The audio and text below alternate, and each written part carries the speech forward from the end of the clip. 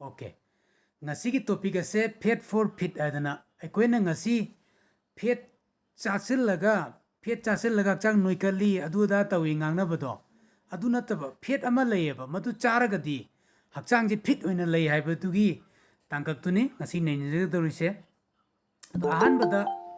aikoi aji kai dawi hai kanda kananum join tabu pami muniyango. ICMR na report taubugi matungina 2015 da akoigi yamni hengalakpa prevalence oina ko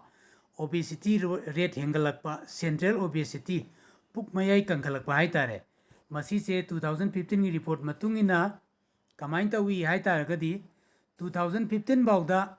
11% ga mi chami manungda 11% noiram base ngasi di 31% noirakre habni adu 2025 fawdani 31% oigaduse somju thengnabirongani somgi leikaida miyoi chama pareng lepa matamda anuiba kundi kunmanga di dum phangamani wajikse ado 2025 fawda kuntra ma thoi phangani sine aduna amarom nomung thengnari si kaidoba bp wangba aikoina noikalakpadagi bp wangpa noikalakpadagi heart ki kano singi coronary vascular kano singse vessel singse phulakpa singli nauri phulakpa adagi brain gi da phulaktani aneurysm thokpagi siguma tongan tonba mayam leibase masi akoigi hauji thoi commonly 56% ji non hispanic ai akoigi Spanish ngang ba kangbu singi amuba ko kuchu muba kangbu adu kuchu ngoba kangbu dana 48% kuchu muba dana 56% je koi American sing da thoi hai aduga sahi kuntra dagina humdra mapan bau manung da laiba sing sina kwaidagi BP wangan bagi laina si oiri aduga India da koi gi 30% of kanu se BP wangba sing se BP wangba chama laibi manung da 30% haiba tare masi se untreated aidi layeng dana laiba BP layeng dana laiba oiyeba aduna koi gi BP sina khudakta stroke torokpadagi mi se laibak thidana sibase koi 2019 gi report ta yam phajana piri aduna koi gi maitai londadi BP haibase layai yeiba haiba laina duni ko heta khudakta chatlangna toraga dum siba adum laina duneba aduna masi se somna aina pijari report se www.who.international int se namaga yengbibsu yani aduga imperial college haiba UK ki ko madugi website tu su high report sing si phangmang ubigani aduna ngasi bawda BP wangbada leba khudimak se ayambana laithoga ko khangogdana sum lei adubu South Korea haiba Republic of South Korea se ngasi bawda BP wangba sing da treatment khwaida yamna tawbase South Korea se oya dana report se lei aduna most common chronic degenerative disease ngasai aikoina hakchang sida fat se sum hengalakpa ko hengalakpadagi narakpa laina singse haujiki common oina laina ani hum sineba adubu aikoina karigumba koigi long chain haitare long chain omega 3 haiba pot ama lay koigi component ama haitare mineral ama haitare masi se wana chaba matamda aikoigi da achouba laina makal yamna thole haitare number 1 da koigi MDD and major depressive disorder koigi na wakal nungai tanabagi depression chatnabagi machak oiba brain gi laina mayam ama macular degeneration mit ki retina mayai thangbase masigi nerve sing dry orakpadagi mit uraktaba ahalaman singda ko adu neurodegenerative disease adana brain gi koigi mayai thangba ko hippocampus haibam pam sida anoba learning tawgadaba then anoba cell pokadaba mayam se masi poholakta se koigi omega 3 haindana kano ama lay component am lay masi watpadagi tholakpo oyaba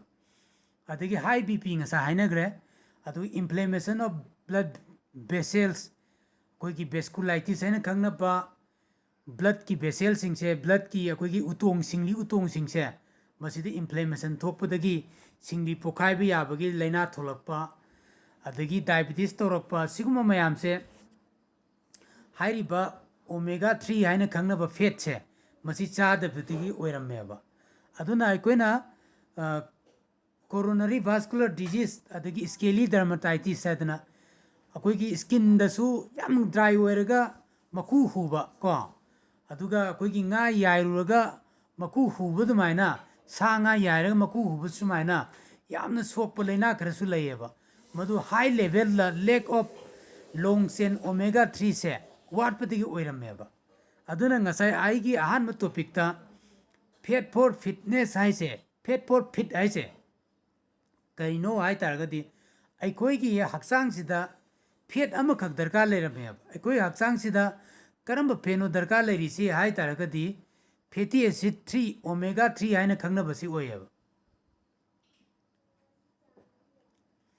ꯑꯣꯃꯦꯒꯥ 3 ꯁꯦ ꯑꯩꯈꯣꯏ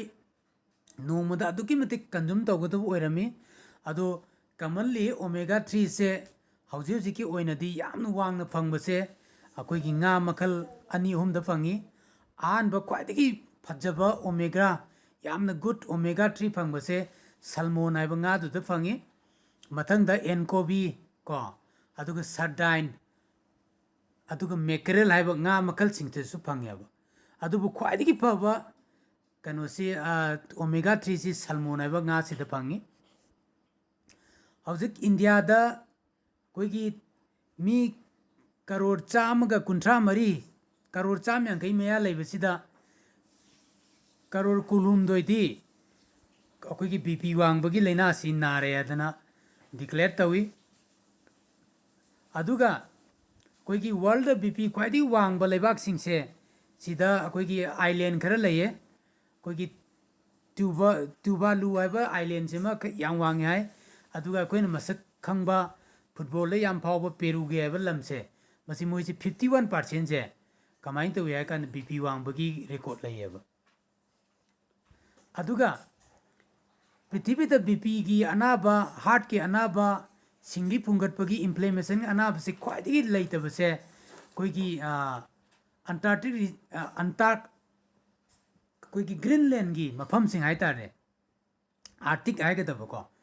Arctic ꯂꯝꯁꯤꯡꯁꯤꯗ ꯑꯩꯈꯣꯏꯅ ꯃꯌꯥꯝꯅ ꯏꯁꯀꯤꯃꯣ ꯀꯥꯏꯅ ꯈꯪꯅꯔꯤꯕꯀꯣ ꯀꯥꯡꯕꯨꯁꯦ ꯃꯈꯣꯏꯁꯦ ꯑꯩꯈꯣꯏꯒꯤ ꯀꯔꯤ ꯍꯥꯏꯇꯥꯔꯦ ꯍꯥꯔꯠꯀꯤ disease ꯑꯗꯨꯒ ꯁꯤꯡꯂꯤ ꯐꯨꯟꯕ ꯕꯤ ꯄꯤ ꯋꯥꯡꯕꯒꯤ ꯗꯤꯖꯤꯖꯁꯦ ꯑꯦꯅꯨꯔꯤꯖꯝꯒ ꯇꯧꯕꯁꯦ ꯃꯈꯣꯏꯁꯤꯗꯤ ꯌꯥꯝ ꯂꯤꯛꯅ ꯇꯧꯕ ꯍꯥꯏꯇꯥꯔꯦ ꯁꯨꯛꯂꯩꯃꯛ ꯂꯩꯇꯕꯒ ꯃꯥꯟꯅꯕ ꯍꯥꯏꯇꯥꯔꯦ ꯑꯗꯨꯅ ꯃꯁꯤꯒꯤꯁꯤꯗ ꯑꯩꯈꯣꯏꯒꯤ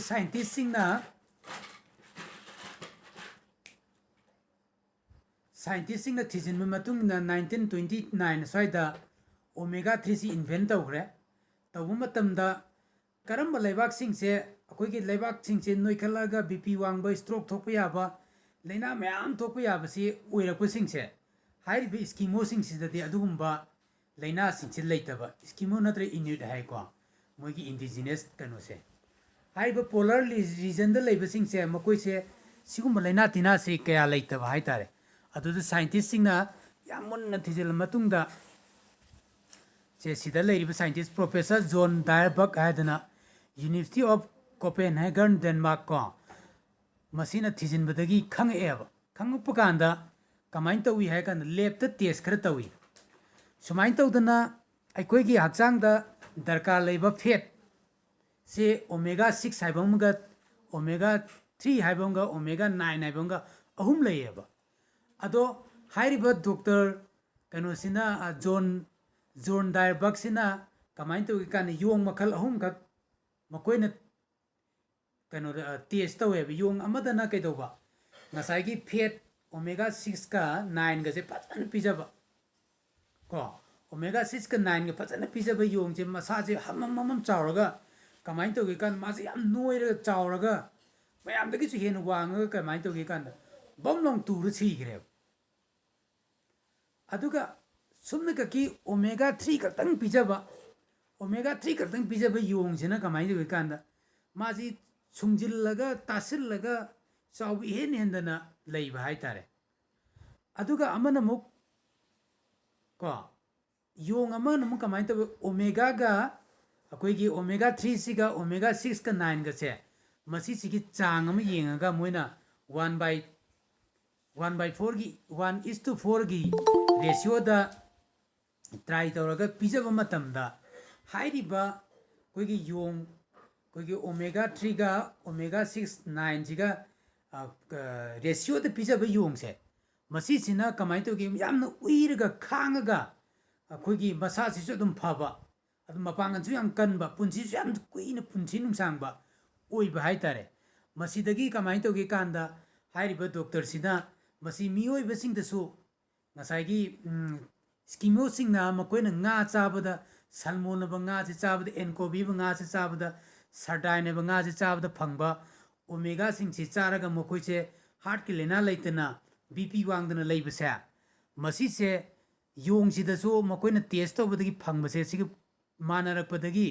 ꯀꯃꯥꯏꯅ ꯇꯧꯒꯦ ꯍꯥꯏ ꯀꯥꯟꯗ ꯍ꯭ꯌꯨꯃꯦꯟ ꯇꯦꯁ ꯇꯧꯔ ꯃꯇꯨꯡꯗ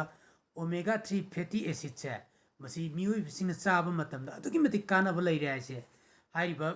ꯄ꯭ꯔꯣꯐꯦꯁꯔꯁꯤꯅ ꯄꯨꯊꯣꯔꯛꯈꯤꯕ ꯍꯥꯏꯇꯥꯔꯦ ꯑꯗꯨꯅ ꯍꯥꯏꯔꯤꯕ ꯄ꯭ꯔꯣꯐꯦꯁꯔꯁꯦ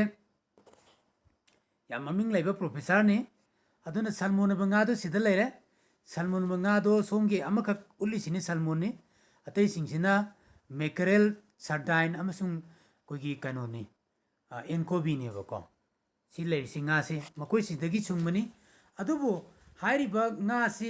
ꯑꯩꯈꯣꯏꯅ ꯍꯥꯏꯔꯤꯕ ꯉꯥꯁꯤ ꯑꯩꯈꯣꯏꯒꯤ ꯄꯣꯂꯔ ꯔꯤꯖꯟꯗ ꯌꯣꯛꯄ ꯁꯃꯨꯗ꯭ꯔꯗꯒꯤ ꯐꯥꯕ ꯑꯁꯦꯡꯕ ꯉꯥ ꯑꯣꯏꯕꯅꯤꯅ ꯃꯗꯨ ꯑꯩꯈꯣꯏꯅ ꯏꯟꯗꯤꯌꯥꯁꯤꯗ ꯑꯩꯈꯣꯏ ꯆꯥꯕ ꯐꯪꯗꯦ ꯍꯣꯏ ꯏꯟꯗꯤꯌꯥꯗꯁꯨ ꯁꯜꯃꯣꯟꯗꯤ ꯐꯪꯉꯤ ꯑꯗꯨꯕꯨ ꯀꯩꯗꯧꯕ ꯁꯜꯃꯣꯟꯗ ꯌꯥꯎꯕ ꯐꯤꯁ ꯑꯣꯏꯜꯁꯦ ꯍꯥꯏꯗꯤ ꯍꯥꯏꯔꯤꯕ DHA ꯀꯥꯏꯅ ꯍꯥꯏꯒꯗꯣꯔꯤꯕ EPA ꯍꯥꯏꯒꯗꯣꯔꯤꯕꯁꯤꯡꯁꯦ ꯌꯥꯝ ꯍꯟꯊꯅꯗꯤ ꯐꯪꯉꯦꯕ ꯁꯜꯃꯣꯟ ꯉꯥꯗꯨ ꯐꯪꯉꯒꯁꯨ ꯑꯗꯣ ꯑꯁꯦꯡꯕ ꯁꯜꯃꯣꯟꯗꯒꯤ ꯐꯪꯕ DHA ꯑꯃꯁꯨꯡ EPAꯁꯦ ꯍꯥꯏꯔꯤꯕ ꯄꯣꯂꯔ ꯔꯤꯖꯟꯗ ꯂꯩꯕ ꯁꯜꯃꯣꯟꯁꯤꯡꯁꯤꯗꯒꯤ ꯌꯥꯝ ꯃꯔꯥꯡ ꯀꯥꯏꯅ ꯐꯪꯕ ꯍꯥꯏꯇꯥꯔꯦ ꯑꯗꯨꯅ ꯅ꯭ꯌꯨꯇ꯭ꯔꯤꯂꯥꯏꯠꯅ ꯑꯦꯝꯋꯦ ꯀꯝꯄꯅꯤꯅ ꯀꯃꯥꯏꯅ ꯇꯧꯏ ꯀꯥꯟꯗ ꯁꯜꯃꯣꯟ ꯍꯥꯏꯕ ꯉꯥꯁꯤꯗꯒꯤ ꯁꯨꯡꯕ ꯑꯣꯃꯦꯒꯥ 3ꯁꯦ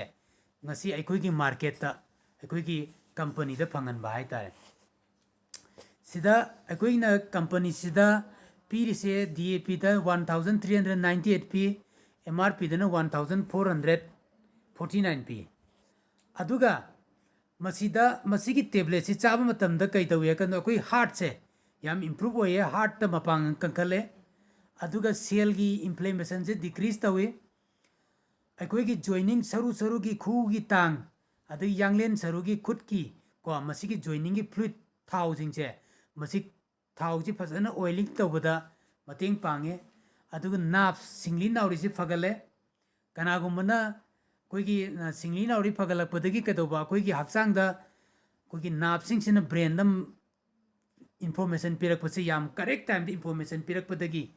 ꯑꯩꯈꯣꯏꯅ ꯆꯥꯛꯈꯥꯎꯅ ꯆꯥꯛ ꯆꯥꯕ ꯃꯇꯝꯗ ꯄꯨꯛ ꯊꯟꯕꯁꯦ ꯌꯥꯝ ꯊꯨꯅ ꯄꯥꯎ ꯄꯤꯔꯛꯄꯗꯒꯤ ꯑꯩꯈꯣꯏꯁꯦ ꯁꯜꯃꯣꯟ ꯆꯥꯕ ꯀꯥꯡꯕꯨꯁꯦ ꯋꯦꯠ ꯃꯦꯟꯇꯦꯟ ꯇꯧꯋꯦꯕ ꯆꯥꯛꯁꯤ ꯌꯥꯝ ꯆꯥꯁꯤꯟꯕ ꯌꯥꯗꯦ ꯍꯥꯏꯇꯥꯔꯦꯀꯣ ꯑꯗꯨꯅ ꯁꯜꯃꯣꯟ ꯆꯥꯕꯁꯤꯡꯅ ꯋꯦꯠ ꯃꯦꯟꯇꯦꯟ ꯇꯧꯋꯤ ꯋꯦꯠ ꯇꯥꯏ ꯍꯥꯏꯁꯦ ꯑꯁꯤ ꯅꯥꯞꯁꯤ ꯏꯝꯄ꯭ꯔꯨꯞ ꯇꯧꯔꯛꯄ ꯆꯥꯛꯈꯥꯎꯅ ꯕ꯭ꯔꯦꯟꯗ ꯌꯥꯝ ꯊꯨꯅ ꯑꯩꯈꯣꯏꯒꯤ ꯄꯥꯎ ꯄꯤꯔꯛꯄꯗꯒꯤ ꯆꯥꯕ ꯂꯦꯞꯄ ꯍꯥꯏꯇꯥꯔꯦꯀꯣ ꯑꯗꯨꯒ ꯃꯁꯤꯁꯤ ꯆꯥꯕ ꯃꯇꯝꯗ ꯕ꯭ꯔꯦꯟꯒꯤ ꯑꯩꯈꯣꯏꯒꯤ ꯁꯥꯏꯀꯣꯂꯣꯖꯤꯀꯦꯜ ꯑꯃꯁꯨꯡ ꯐꯤꯖꯤꯑꯣꯂꯣꯖꯤꯀꯦल ꯏꯝꯄ꯭ꯔꯨꯞꯃꯦꯟꯁꯦ ꯌꯥꯝ ꯂꯩꯕ ꯍꯥꯏꯇꯥꯔꯦ ꯀꯅꯥꯒꯨꯝꯕ ꯕ꯭ꯔꯦꯟꯗ ꯁꯣꯛꯈꯤꯕ ꯃꯤꯁꯤꯡ ꯑꯩꯈꯣꯏꯒꯤ ꯁꯜꯃꯣꯟ ꯑꯣꯃꯦꯒꯥꯁꯤ ꯄꯤꯖꯕꯤꯌꯨ ꯑꯗꯩ ꯀꯅꯥꯒꯨꯝꯕ ꯁꯥꯏꯀꯦꯇ꯭रिꯁꯀꯤ ꯂꯥꯏꯅꯥ ꯂꯥꯛꯄꯁꯤꯡ ꯗꯤꯄ꯭ꯔꯦꯁꯟ ꯂꯥꯛꯄꯁꯤꯡ ꯁꯜꯃꯣꯟ ꯑꯣꯃꯦꯒꯥꯁꯤ ꯄꯤꯖꯕꯤꯌꯨ ꯑꯗꯣ ꯑꯁ꯭ꯋꯒꯟꯙꯒ ꯍꯥꯞꯄꯒꯗꯤ ꯌꯥꯝ ꯐꯩ ꯑꯗꯨꯒ ꯍꯣꯔꯃꯣꯟ ꯕꯦꯂꯦꯟꯁ ꯑꯩꯈꯣꯏꯒꯤ ꯍꯛꯆꯥꯡꯒꯤ ꯍꯣꯔꯃꯣꯟ ꯑꯩꯈꯣꯏꯒꯤ ꯒꯨꯗ ꯍꯣꯔꯃꯣꯟ ꯑꯩꯈꯣꯏ ꯃꯨꯠ ꯁ꯭ꯋꯤꯡ ꯇꯧꯕꯒꯤ ꯍꯣꯔꯃꯣꯟ ꯁꯤꯒꯨꯝꯕ ꯃꯌꯥꯝꯁꯦ ꯁꯜꯃꯣꯟ ꯑꯣꯃꯦꯒꯥꯁꯤ ꯆꯥꯕ ꯃꯇꯝꯗ ꯒꯨꯗ ꯍꯣꯔꯃꯣꯟꯁꯦ ꯐꯖꯅ ꯁꯦꯀ꯭ꯔꯦꯠ ꯇꯧꯕꯗꯒꯤ ꯍꯦꯄꯤ ꯍꯣꯔꯃꯣꯟ ꯍꯥꯏꯇꯥꯔꯦ ꯃꯁꯤ ꯁꯦꯀ꯭ꯔꯦꯠ ꯇꯧꯕꯗꯒꯤ ꯌꯥꯝ ꯅꯨꯡꯉꯥꯏꯅ ꯄꯣꯊꯥꯕ ꯇꯨꯝꯕ ꯑꯗꯨꯒꯨꯝꯕ ꯃꯌꯥꯝꯁꯦ ꯌꯥꯝ ꯐꯪꯉꯤ ꯑꯗꯦꯟ ꯐꯔꯇꯥꯏꯜ ꯐꯣꯔ ꯀꯟꯁꯤꯚꯤꯡ ꯅꯨꯄꯤꯁꯤꯡꯅ ꯆꯥꯕ ꯃꯇꯝꯗ ꯑꯩꯈꯣꯏꯒꯤ ꯑꯉꯥꯡ ꯂꯩꯖꯗꯕ ꯅꯨꯄꯤꯁꯤꯡ ꯑꯉꯥꯡ ꯀꯟꯁꯤꯞ ꯇꯧꯕ ꯌꯥꯗꯕ ꯅꯨꯄꯤꯁꯤꯡꯅ ꯁꯜꯃꯣꯟꯁꯤ ꯆꯥꯕ ꯃꯇꯝꯗ ꯀꯟꯁꯤꯞ ꯇꯧꯈꯤꯕ ꯌꯥम लेरे को कंसीप तौहनबदी याम मतेंग पांगी अदुन मसी चाब मथौ ताई अदुगा शूटिंग वेसल्स पाइपसिंग ई उतोंगसिंग अदगी इसिंग खावगी इसिंग मरीगी उतोंगसिंग सिंगली उतोंगसिंग हारिबो उतोंग अखोई हक्चांग दे यावबो पाइप मैम खुदिमकसे लू नाना थंबदा ओमेगा 3 से याम मतेंग पांगेबा अदुगा यस अखोगी ओमेगा 3 से बाजार दसु मतौ तमगा याम सारगा योलिएबा ओमेगा 3 से मकोगी सु 60 पीस नि हालिसे अदुगा मकोगी न प्राइस क्या लेयगन 2100 लेयबा अखोइना ओमेगा से अखोगी एमवेगी ओमेगा से यामना सिटलिदना मयम को मसी करिगिनो हायकद मार्केट का येंगनबदा अखोइसिना होंगेब अदुगा सिदा यावरिबा पोट सिसु यामना अखोइसिना क्वालिटी लेबा हायतारे अदो ओमेगा 3 से गार्लिक को न्यूट्रलाइज गार्लिक सिक चारगदी अदुगी मतिक अखोइना थूना फानबा ngambasi कनो हार्ट बर्न पाइल्स याम थूना फानबा ngami अदगी कोलेस्ट्रॉल फैट सि याम थूना डिसॉल्व तबा ngami कोई गार्लिक हार्ट का चारगदी अदुगा हार्ट की मपांगन अदुगा हार्ट नाहनबा से खुदक फैयेबा कनागुम्बा खंगबा खोटबा कोइना सुम कईगुम्बा थबम सुम तौरिंगेदा कनागुम्बना भाईना नंगंदा नत्रगा मरुपना थेंगकपदा एत खंगबा अदई तुमिंगेदा खर खंगनबा कईगुम्बा माना कंसंट्रेट न फॉर्म तौ मतंदा मीना चुमनदं कौरजे एत खंगबा सिगुम्बा याम अकी खंग पोकपसे मसी गार्लिक हार्टसिगा सलमोन ओमेगा का पुन्ना चाबा मतंदा अदुम इंप्रूव ओइबा हाइतारेको अदुना ये सलमोन ओमेगा 3 सिदा यावरिबा इंग्रेडिएंट्स यंबियो फिश ऑयल सलमोन ऑयल दगी फंगबसे 617 मिलीग्राम यावी पॉइंट खरद यावी पारगुमसी अदु फिश ऑयल एनकोबी सार्डाइन मैकरेल सिदना 411 अपुनबदा 1000 प्लस टी लेरे अदुगा मसीदा EPA से आइकोसा पेंटानिक एसिड हाइबनी मसी 180 मिलीग्राम यावी अदुगा ngасagi थाव को थाव सिदा यावरिबा फिश ऑयल की थाव से मसी की 72% जे कनु ओय हाइनी EPA ओय हाइदनी अदुगा DSA यामी सॉरी DSA दोकोसा हेक्सानुक एसिड 120 मिलीग्राम यावे अदु मसी से हक्सांग द यामना फबा को DSA सिना कोई ब्रेन इंप्रूव तोनबा को प्रेग्नेंट होइबा ममाना चाबा मतमदा हयेंग पोलकदब अंगांग दो मदुगी ब्रेन सि इंप्रूव तोबदा कोई ब्रेन याम फाना पोलना बहोना बदा यामना मतेंग पांगबा अदुगे मसागी सु याम कानाबा हयेंग मिरोल लिबिनिपिसिना लेबर रूम द पुसिन मतमदा खांगबा याम कनबा को अदुगा अंगांग सु उनम मतमदा याम वादन उनबा ngamba अदुगी पावर सलमोन ओमेगा से यावरी अदुगा न्यूट्रलाइट गार्लिक सिना कईदवी है कंदा मंगोंद एलिन नाइना को 13 मिलीग्राम में यावी अदु एलिसिन है 6 मिलीग्राम में यावी अदु मसीदा पेपरमिंट है कोइना काली मिर्च हाइबदो को पेपरमिंट से की मनादगी सुंबा एक्सट्रैक्टेड ओना मनादगी सुंबा 30 मिलीग्राम में यावी मसी पुन्न चामिन बतारगदी अखोई हक्सांग द लेबा कोलेस्ट्रॉल फैट को मसी से याम थुना डिसॉल्व तोबा ngamba हाइतारे अदुना लीडर खुदिमक्ता आइना रिक्वेस्ट तौजरी मदुदी हाइरिबा सलमोन अदुगा गार्लिक अदुगा कोएंजाइम Q10 अहुमजी पुल्लगा चाबा मतमदा कमाइन तवी हाइतारगदी कमाइन तवी हाइतारदे अखोइगी BP वांगबगी लेना को BP वांगबगी लेना से कइनो तो हाइतार फहन हाइतारे अदुगा मसी से क्या थुना फई हाइतारगदी सुबना ककी था अहुंगी मनुंगदा मरीगी मनुंगदा हाइरिबा पोट अहुमजे लेप्तना चाबा मतमदा को एनी BP वांगम खुदिमक्तो था अहुम मरीगी मनुंगदा सोई छोइदना फगनी से ngasiगी ओइना कोइगी प्रोडक्ट ट्रेनिंग सिदा ई मेसेज पिजगे अदुगा आइगी शेयरिंग दी मतंग सिदा लोइसेलगे